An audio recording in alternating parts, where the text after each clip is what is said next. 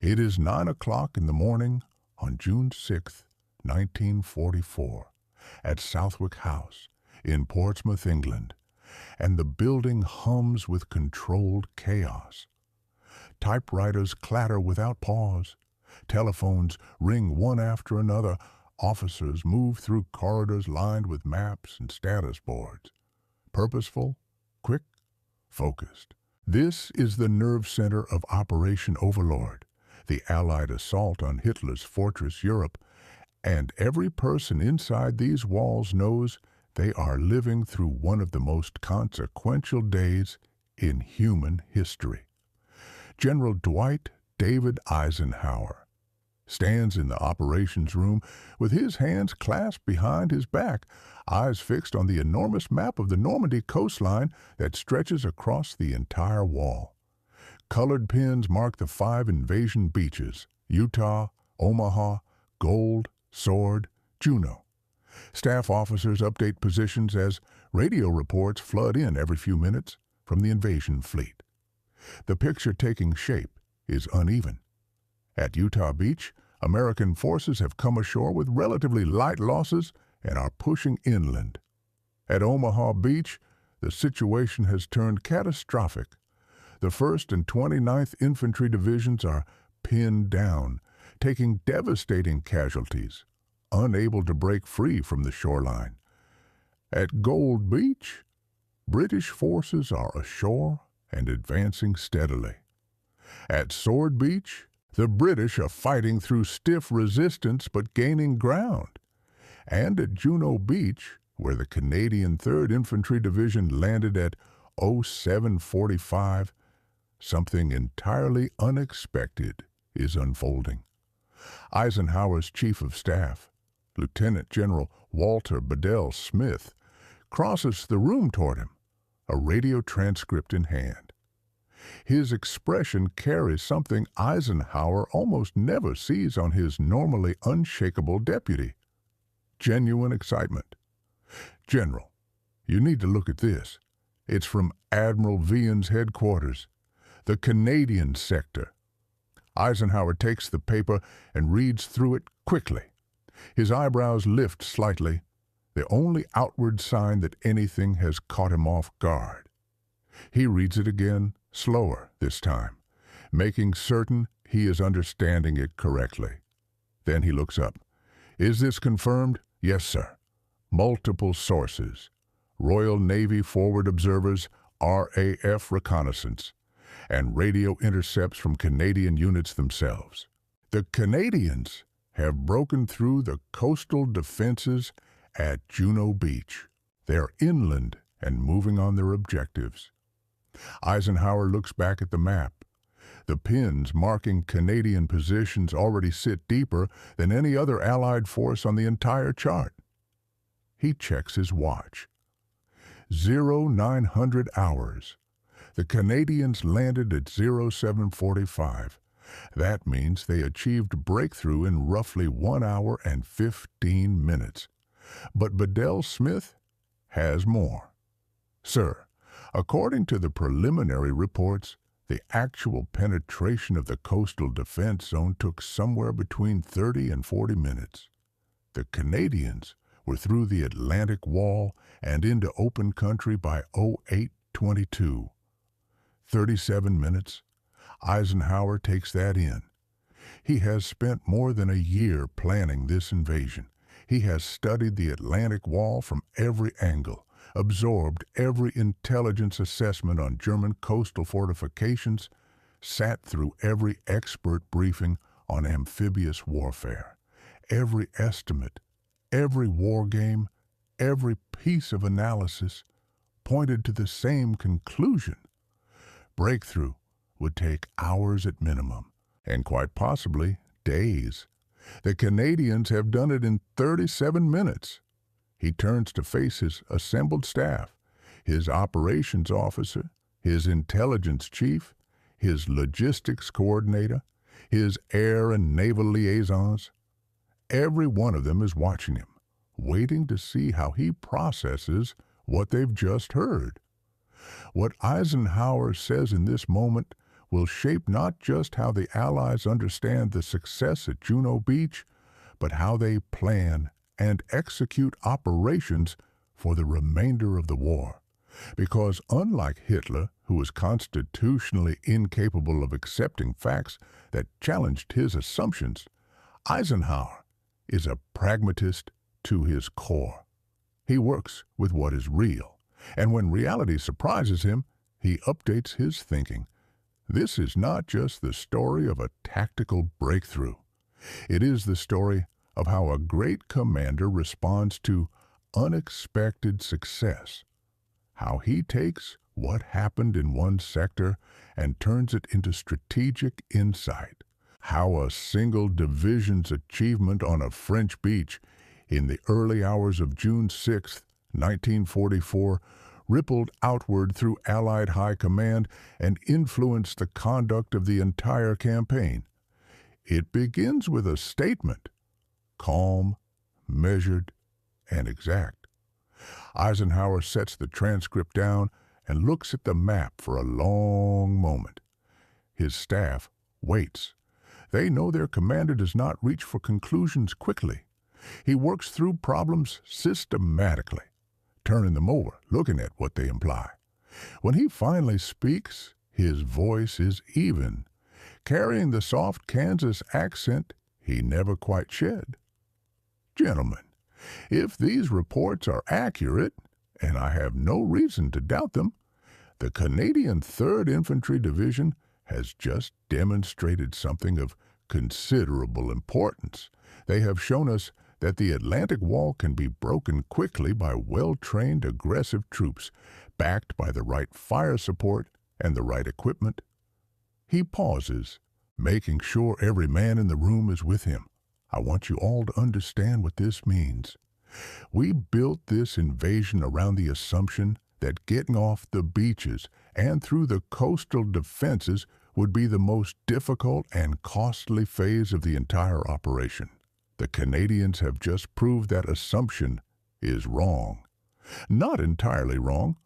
What is happening at Omaha Beach this morning shows exactly how hard this can be. But wrong in the fundamental sense that breakthrough is achievable and faster than we expected when the conditions are right. He moves toward the map and points directly at Juno Beach. The question we need to answer right now is what conditions allowed the Canadians to succeed? What did they do correctly? What did the Germans get wrong?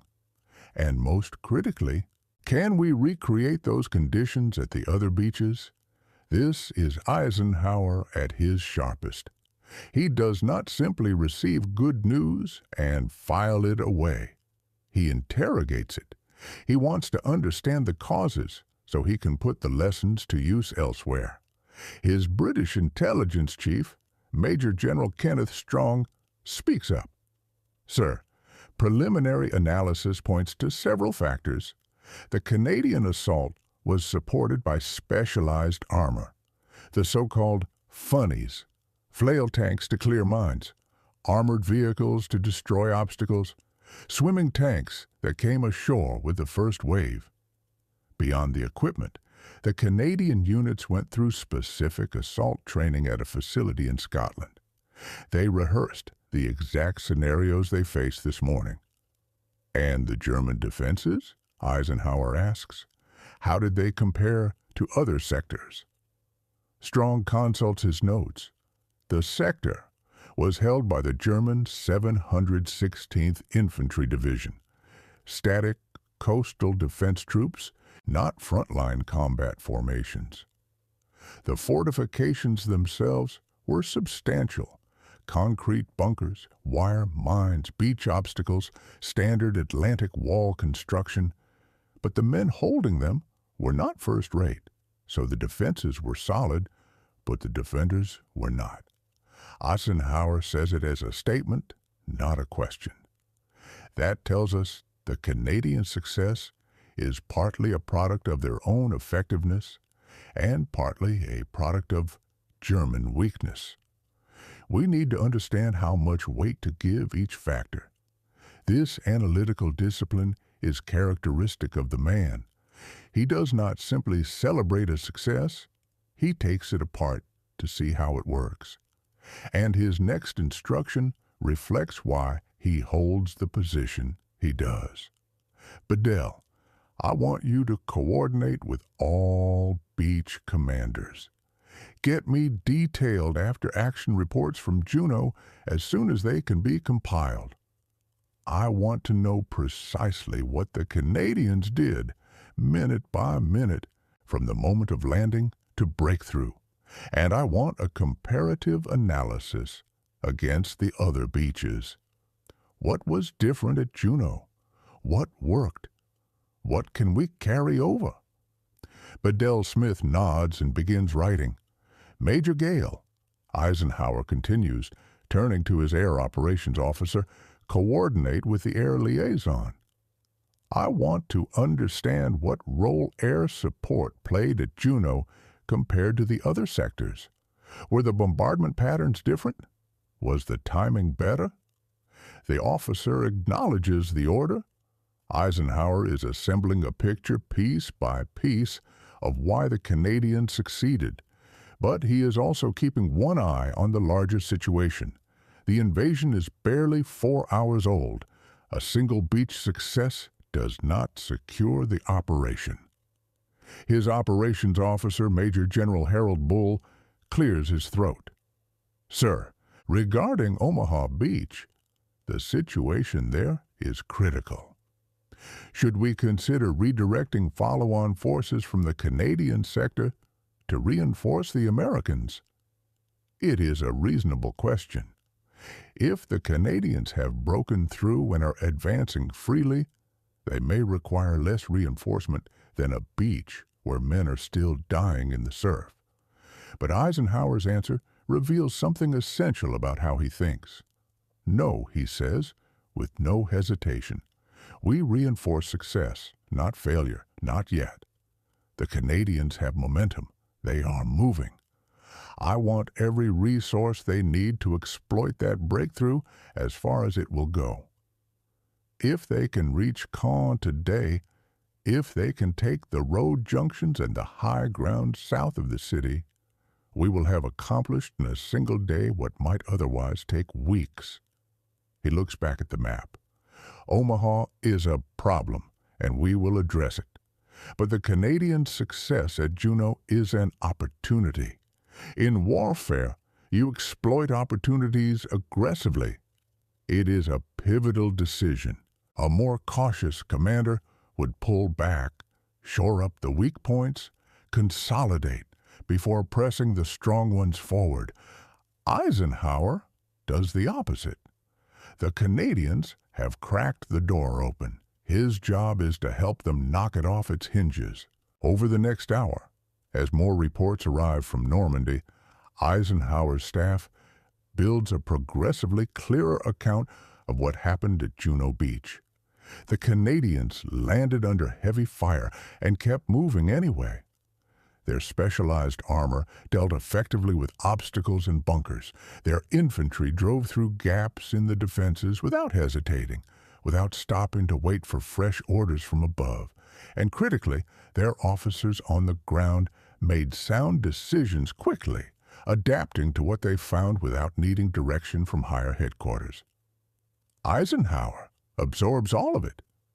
At approximately 10:30 hours, he makes a statement to his staff that will be recorded in multiple diaries and memoirs. The Canadians at Juneau Beach have reminded us of something we should never have lost sight of. In war, the side that moves fastest usually wins, not the side with the most elegant plan, not the side with the heaviest firepower, the side that acts while the enemy is still trying to figure out what is happening. He points again to the Canadian penetration on the map, now visibly deeper than any other Allied position. At this moment, there are Canadian soldiers 6 or 7 miles from where they landed 3 hours ago. The Germans have no idea where they are or where they are going. They have no forces in position to stop them. That confusion, that uncertainty, is what wins battles. And the Canadians created it by moving so fast that the Germans simply could not keep up. Bedell Smith speaks up. "Sir, should we pass this observation to the other beach commanders? Encourage more aggressive forward movement?" Eisenhower thinks it through carefully. Different sectors face fundamentally different conditions. What succeeded at Juno Beach has no direct application to Omaha, where American soldiers are still fighting and dying in the surf. But the principle holds. Draft a message to all sector commanders, he says. Inform them of the Canadian success at Juno Beach. Stress that breakthrough was achieved through aggressive forward movement in spite of casualties. Encourage them to push inland as rapidly as conditions on the ground permit. Make clear that consolidation comes later. Right now, speed is the priority. It is a carefully calibrated order. Eisenhower is not telling every commander to copy Canadian tactics regardless of circumstance. He is sending a signal. Here is what is possible. Learn from it. As the morning develops and the situation across all 5 beaches takes on a clearer shape, Eisenhower continues to watch the Canadian sector closely. By 1100 hours, achieved, but can it hold against mobile achieved? But can it hold against mobile German reserves? The report of counterattacks in the Canadian sector reaches Eisenhower at 11:15 hours. His staff tightens. This is precisely what the planners had feared.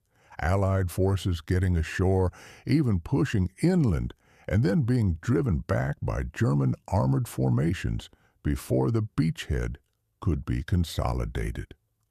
Eisenhower reads the report without visible reaction. Canadian forces engaged with 21st Panzer Division elements near Carpiquet. Fighting ongoing. Canadian positions holding. He looks up at Bedell Smith. Get me direct communication with Montgomery's tactical headquarters. I want to know what support the Canadians are receiving. Naval gunfire, air cover, reinforcements. The information comes back within minutes. Canadian forces are receiving naval gunfire from destroyers offshore. RAF Typhoons are running ground attack missions against German armor.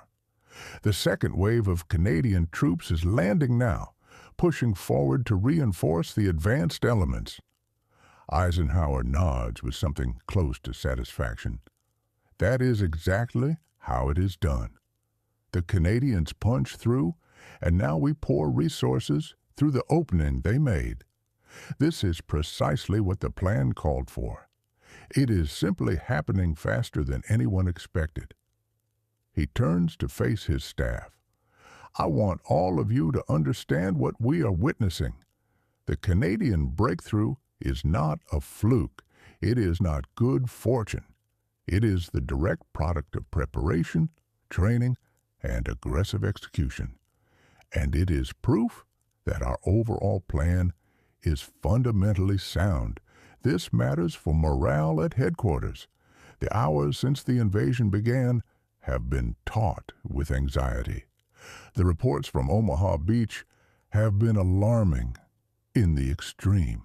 There have been moments when some of the officers in this room privately wondered whether the whole operation might unravel. The Canadian success is evidence that the design works when it is executed properly. Eisenhower continues, we cannot assume every sector will produce the same outcome as Juno Beach. Conditions differ, enemy strength differs.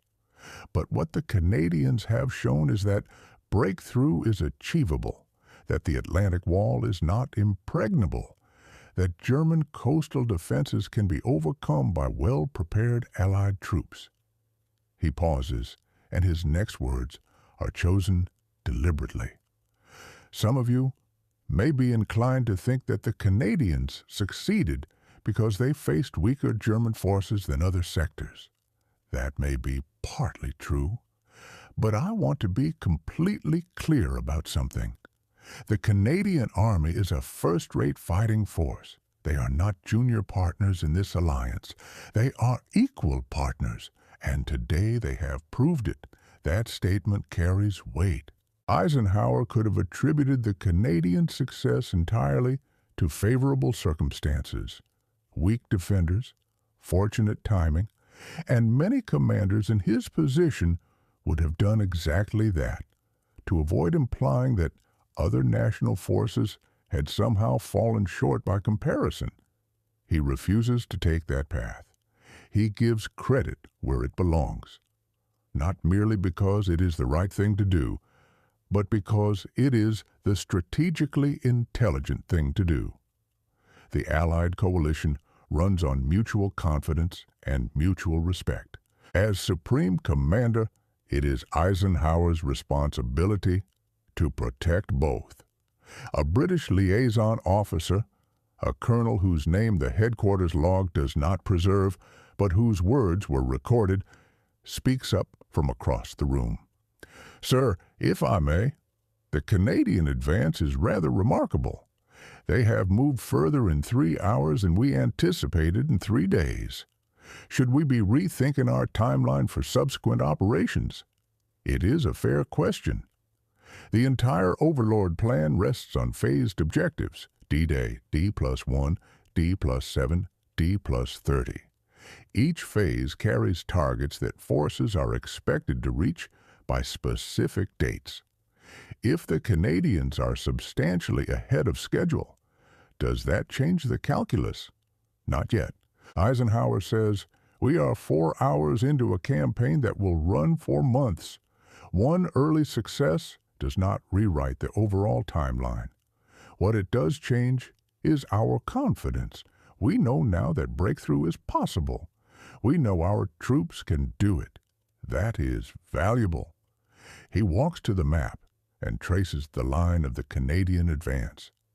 The critical question now is exploitation. The Canadians have opened a door. We have to decide how much force to push through it and at what pace. Move too much too fast and we risk overextension. Move too cautiously and we surrender the opportunity. That is the central problem of military operations. Balancing aggression against prudence, exploiting success without creating new vulnerability. His operations officer raises his hand. Sir, General Montgomery will be making the tactical calls on exploitation in the British and Canadian sectors. Should we relay your thinking to him? Eisenhower allows himself a slight smile. Monty doesn't need me to explain how to exploit a breakthrough.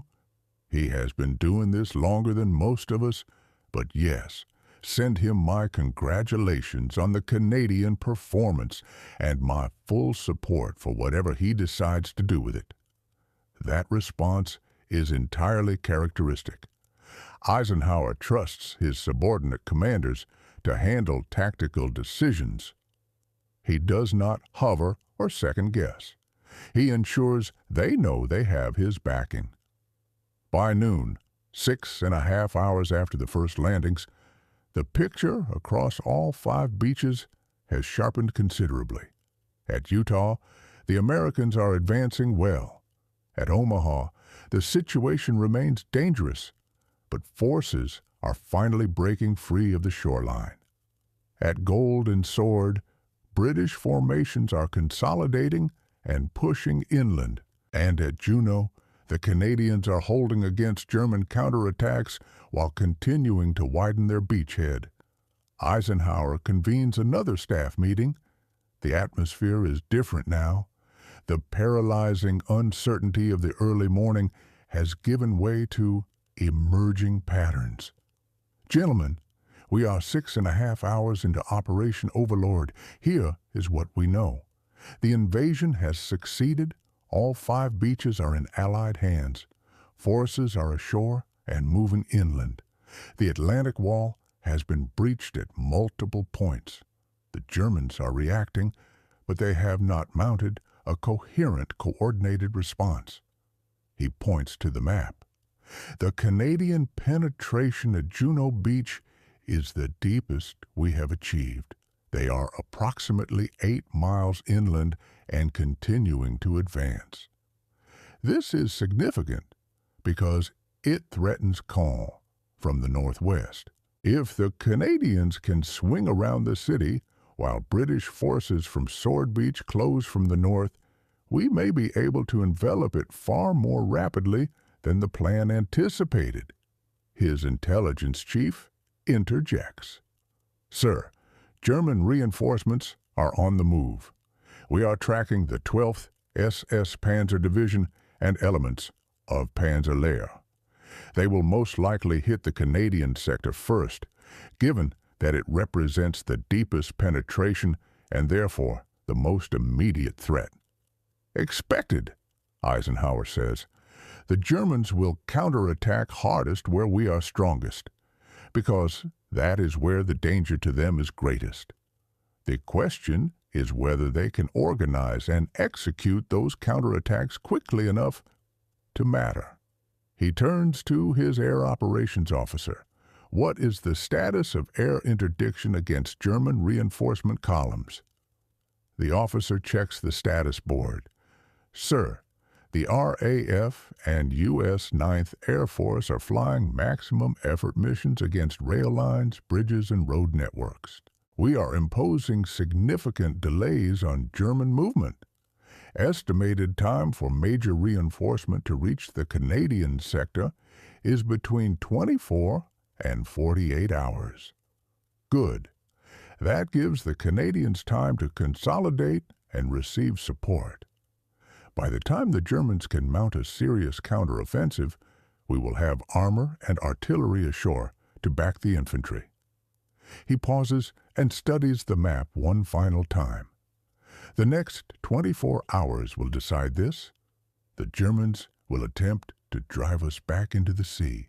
If we hold what we have taken and continue to expand it, we win.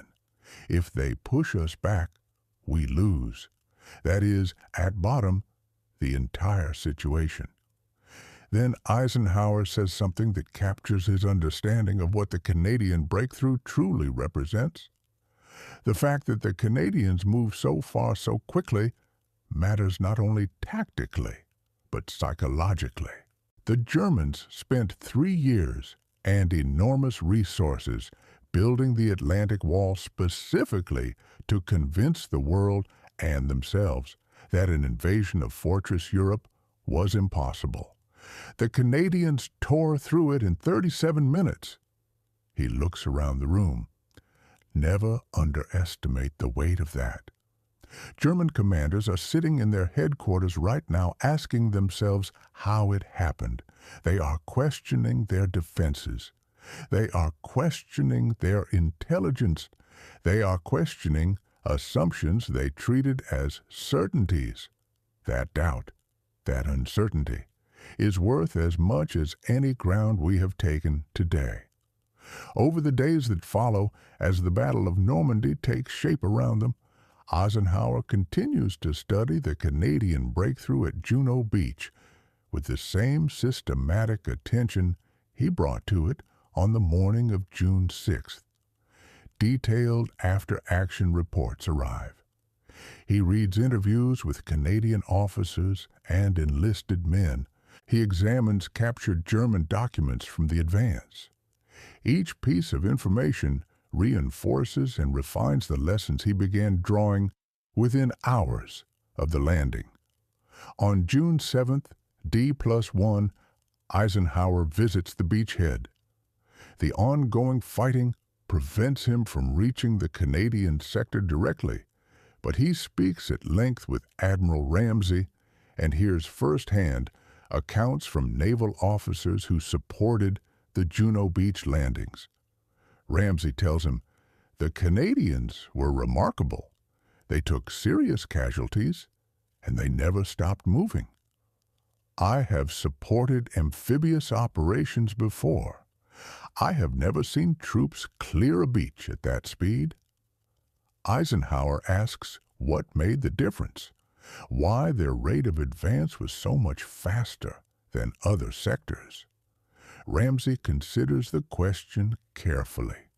Training, equipment, leadership, and something harder to put a name to. They had momentum. From the instant they hit the beach, they were moving forward. At other beaches, troops would land, take cover, wait for fire support to come up, get organized, and then advance. The Canadians never stopped. It was controlled chaos. But it was movement. That phrase stays with Eisenhower. Controlled chaos.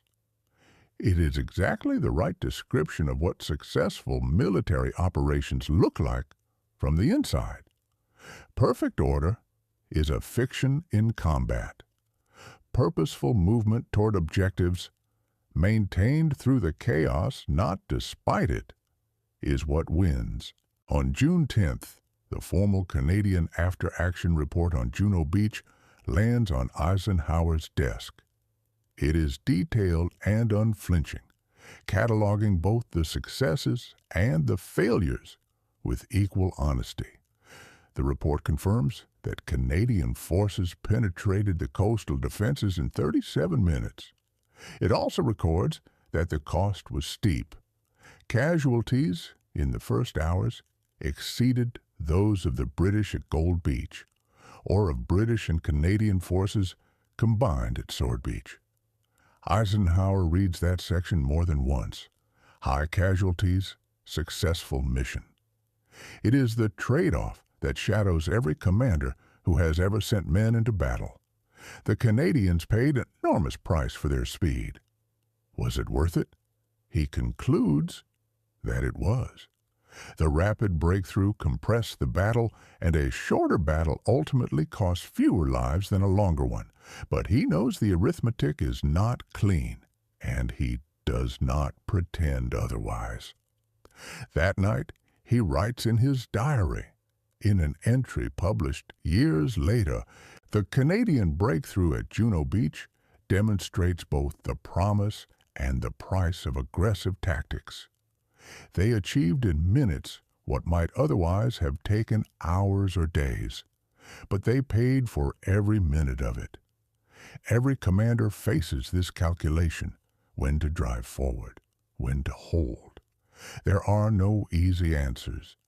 The lessons Eisenhower drew from Juno Beach shaped his decisions across the rest of the campaign.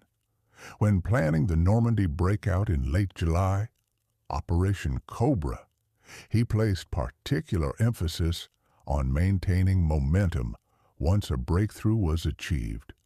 When planning the invasion of southern France, Operation Dragoon, he insisted on specialized armor and thorough assault training for the attacking forces, lessons drawn directly from the Canadian performance at Juno. When planning the Rhine crossings in 1945, he returned to the Juno Beach example to make the case for aggressive exploitation of any initial success. In each instance, the lesson was the same. Breakthrough is achievable. Momentum is indispensable. Aggression produces results. But the support must be there to sustain it. By mid-June, as the Battle of Normandy settles into the grinding attritional warfare that everyone feared, the initial electricity of the Canadian breakthrough has been tempered by hard reality. The Canadians did not reach Caen on D-Day. They did not seize the city in the first week. German reinforcements arrived, the lines hardened, and the campaign became the slow, punishing slog through hedgerows and fortified villages that it would remain for weeks. But Eisenhower never stops referencing what the Canadians did on June 6th. He never stops holding it up as an example of what Allied forces are capable of when everything comes together correctly.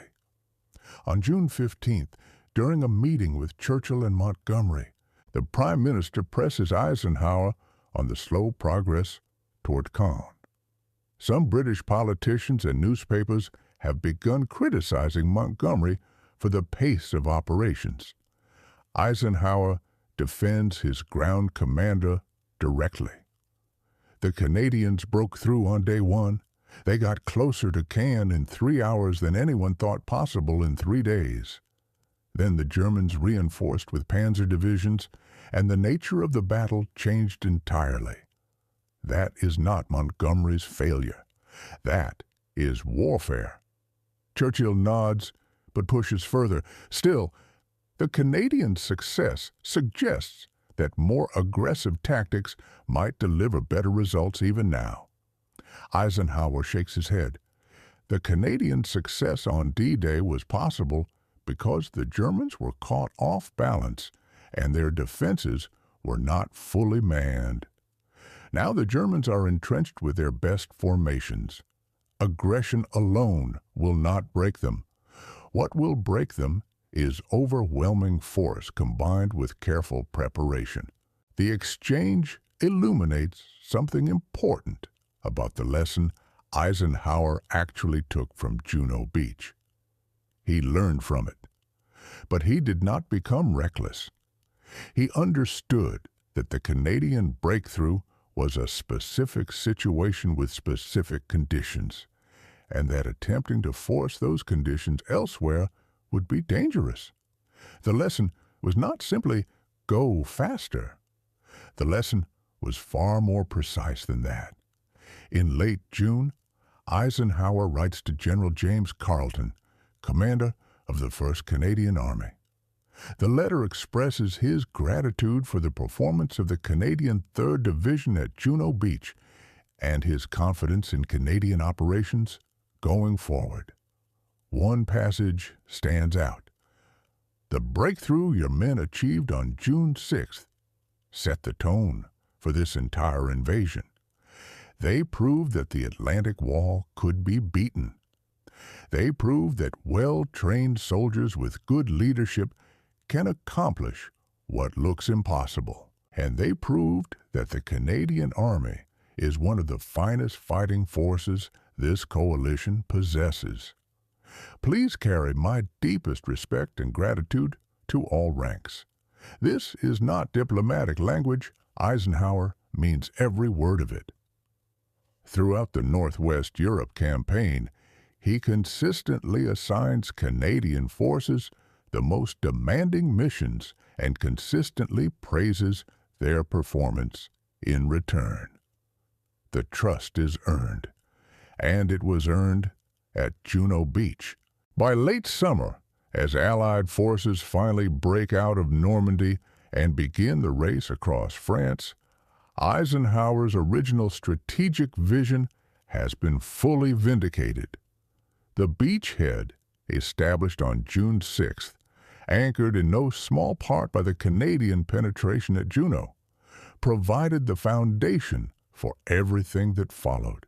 Without that breakthrough, without the rapid establishment of a secure lodgment, the entire campaign unfolds differently. In September, as Allied forces close on the German border, Eisenhower speaks with war correspondents.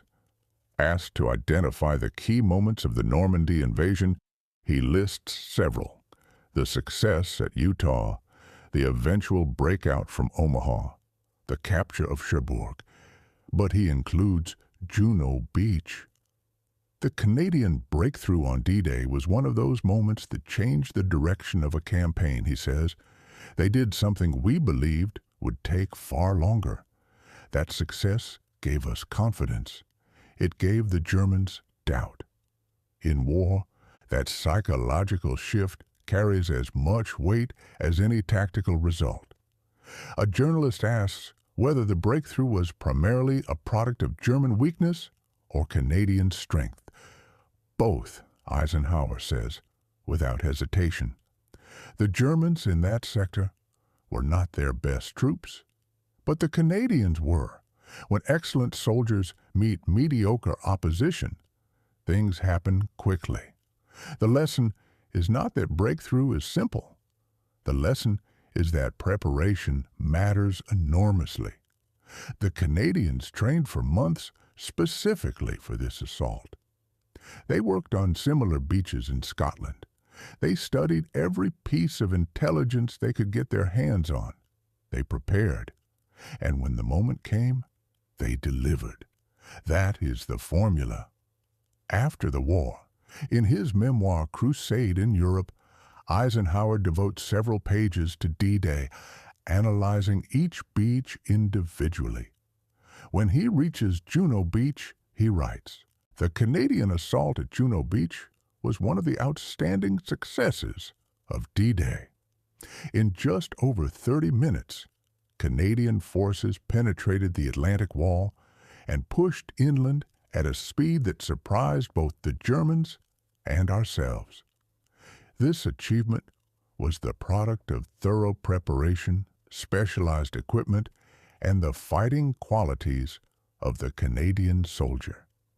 He goes on to identify the specific factors behind that success: the specialized armor, the assault training conducted in Scotland, the leadership of Canadian officers who made rapid decisions under fire, and what he calls the aggressive spirit of the Canadian units, the refusal to be stopped, the determination to keep moving despite casualties and chaos. This analysis, written with the full benefit of hindsight and access to complete records, confirms what Eisenhower told his staff within hours of the landing. The Canadian breakthrough was not luck.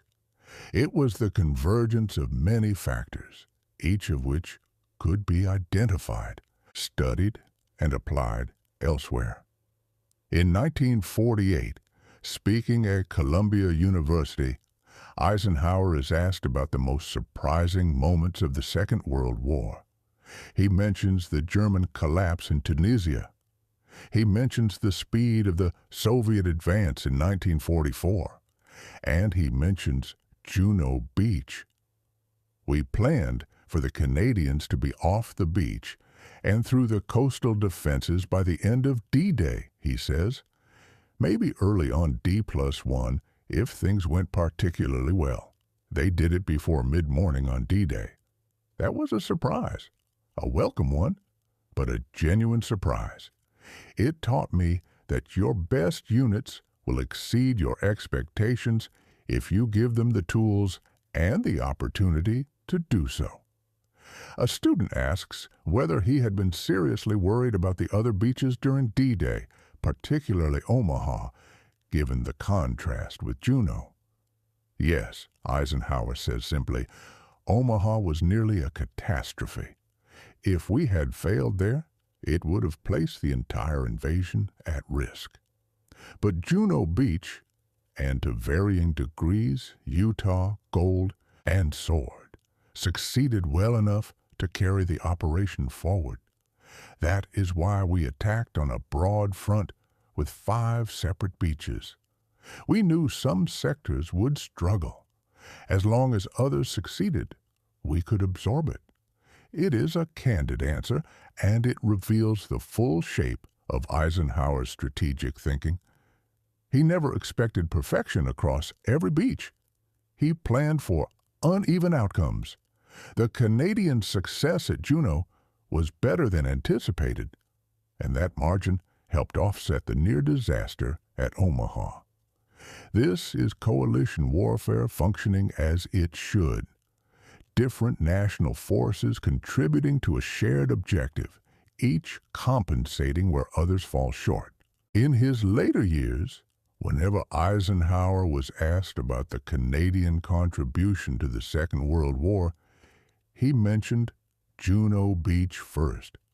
Not because it was the only significant Canadian action, there were many, but because it captured in a single morning everything that characterized the Canadian Army throughout the entire conflict: professional competence, aggressive execution, reliability under the worst pressure imaginable. And Eisenhower, who commanded millions of soldiers from a dozen nations, consistently maintained that the Canadians ranked among the finest troops he ever led. That was not flattery. It was his professional judgment, grounded in observation and results.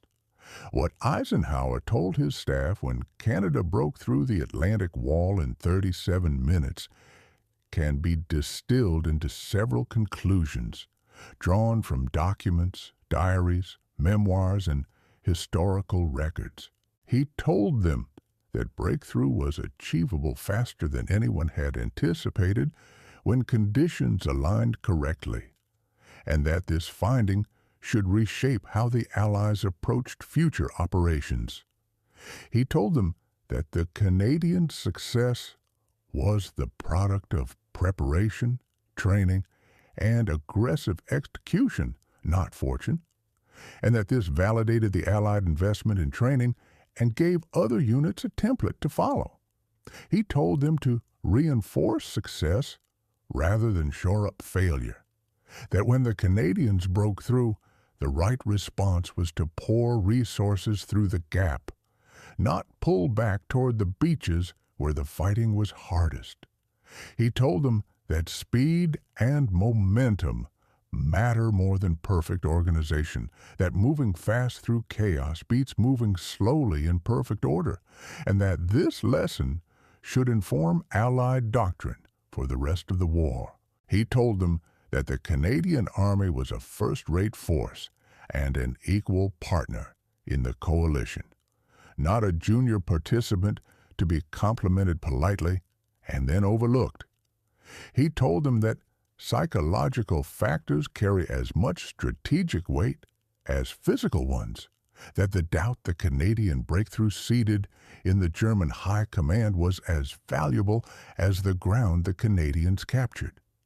And by his own example, he demonstrated something equally important, that effective commanders study their successes just as rigorously as their failures. Eisenhower extracted lessons from Juno Beach and carried them forward into every subsequent operation. He praised what Canada had done, publicly and specifically. He built confidence in his forces by acknowledging their achievements. These are the marks of leadership that endures. What Eisenhower notably did not do is also worth recording. He did not minimize the Canadian achievement by crediting it entirely to German weakness. He did not claim any part of it for himself. He did not use the Canadian performance as a point of comparison to diminish other national contingents. He saw what happened, said so plainly, drew the lessons that mattered, and moved forward. That combination of clarity, generosity, and pragmatism ran through his entire command and is one of the primary reasons he succeeded where a lesser man might not have. In the final reckoning, the Canadian breakthrough at Juno Beach mattered not only for what it accomplished on the ground, though that was considerable, but for how Eisenhower chose to respond to it. A lesser commander might have dismissed it as a fortunate accident. A more insecure commander might have felt threatened by it. Eisenhower saw it for precisely what it was, evidence that Allied forces were capable of the extraordinary when they were properly trained, properly equipped, and properly led. And he used that evidence to build confidence, refine doctrine, and ultimately win the war. When the Canadians broke through Normandy in 37 minutes, Eisenhower told his staff that the plan was working, that aggression paid off, that breakthrough was real, and that the Canadian Army had demonstrated itself to be one of the finest fighting forces in the Allied coalition. Those were not ceremonial words, they were strategic assessments that shaped decisions and saved lives, and they stood as testament to Eisenhower's greatest quality as a commander, the ability to see clearly, judge honestly, and act on facts rather than on pride or prejudice. The Canadian soldiers who stormed Juno Beach on June 6, 1944, were not thinking about what their achievement would mean to Allied High Command. They were fighting for their lives. But what they accomplished in those 37 bloody minutes gave Eisenhower and his staff something that no plan or briefing could provide: proof, under fire, that the whole thing could work, that the Atlantic Wall could be broken, that Allied soldiers, when given everything they needed and trusted to do their jobs, could pull off the extraordinary. That lesson, learned in half an hour on a strip of French beach, helped win the Second World War.